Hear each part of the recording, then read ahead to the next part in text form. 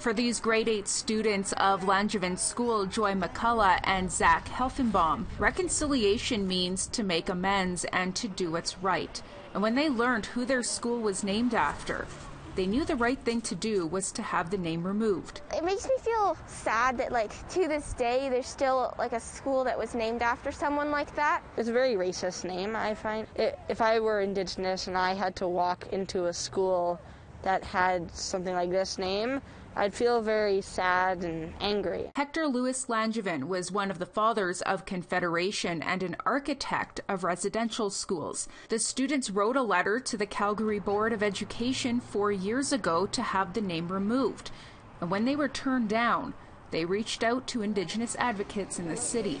A committee of Indigenous and non-Indigenous residents was formed. As a child, Heather Lucier attended Langevin School for 10 years. It's really inspiring that children would take up this fight, especially non-Indigenous settler allies, and that really gives me a sense of hope.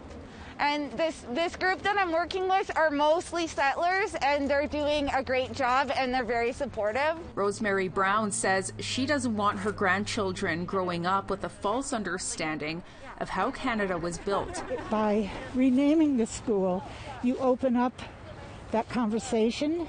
There are deeper learnings. You open up the issue of how do you decolonize education as a whole. I want my grandchildren to grow up in a country based on truth and human rights. Now with more momentum, the students are trying again.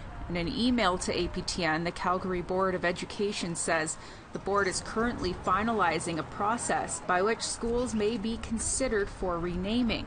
The students say they want a process to be made so no one else has to go through this fight in the future. It's only a small step in reconciliation, but I think it is a meaningful one. And I know some people have, they're like, oh, it's not making much of a difference, but it's making a difference to me, and to, Heather, and it, just give me some peace of mind. Tamara Pimentel, APTN National News, Calgary.